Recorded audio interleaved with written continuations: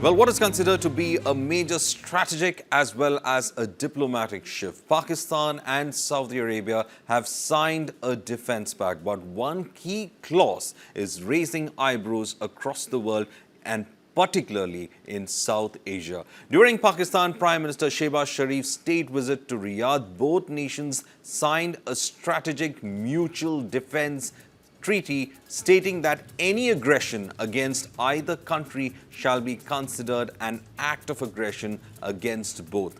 Now, what does this really mean? Does this simply imply that Pakistan engages in hostility and faces retaliation, say from India? Saudi Arabia could interpret this as an aggression against itself.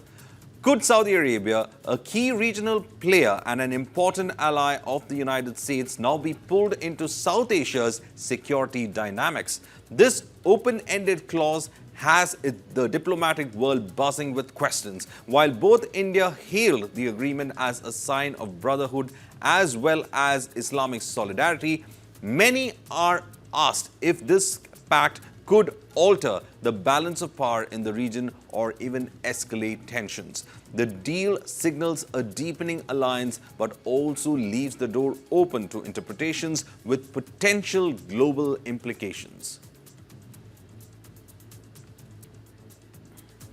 We have Ishita, in fact, who's joining us live from the newsroom. Ishita, this particular pact, well, it looks like an attempt to have some kind of a security cover just after Operation Sindoor when it comes to Pakistan. But big, profound questions being asked. What would Saudi Arabia's role be if there's going to be an India-Pakistan conflict? And does a conflict on Pakistan, especially if there is a situation that emerges like that, does it mean that Saudi Arabia is also attacked because of this so-called strategic pact? And does that mean Saudi's involvement in South Asian affairs, and how does that also complicate when matters come to the United States, because the United States has also guaranteed security for Saudi Arabia? It looks like a huge diplomatic maze. Right, Varghese. It is a diplomatic maze. In fact, when we talk about this pact that has been signed between Saudi Arabia and Pakistan, if you look at it, at the heart of it is a clause which is very similar to what NATO countries also have, their collective defensive clause, which is clause 5 of the NATO Charter. So this is similar to that. In case an attack comes on one country, it will be treated as an attack on both the countries. So I think what we need to look at this pact is it's not something of a offensive act, but more of a deterrence. You know, it's something where the two countries, they've come together. So if you look at their history, they have been cooperating on the defense side from 1960s. You know, Pakistan has trained a lot of Saudi soldiers. They've been engaging in defense and they've been undertaking joint exercises. But all this was happening without a formal treaty. And now in pact has been signed. So does that change the security calculus, as you would say, in Asia specifically? No. Because if you see the statement that has come from Saudi Arabia just after this pact was signed, it said that our relationship with India is more robust than ever and we would like for that to continue to contribute to peace in South Asia. So that means that this act cannot be seen as an offensive but more like a deterrence, where Pakistan continues to have some security net,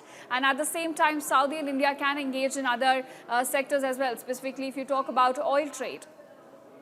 Also, the trade relationship, of course, is very there with especially countries like Saudi Arabia when it comes to India. But then what does this pact in fact mean if an aggression happens on any one of it? Okay, we've seen it from the Pakistan perspective, but then is Saudi Arabia probably looking at this pact as able to get a Pakistan's nuclear umbrella over it in case there is an attack from Israel?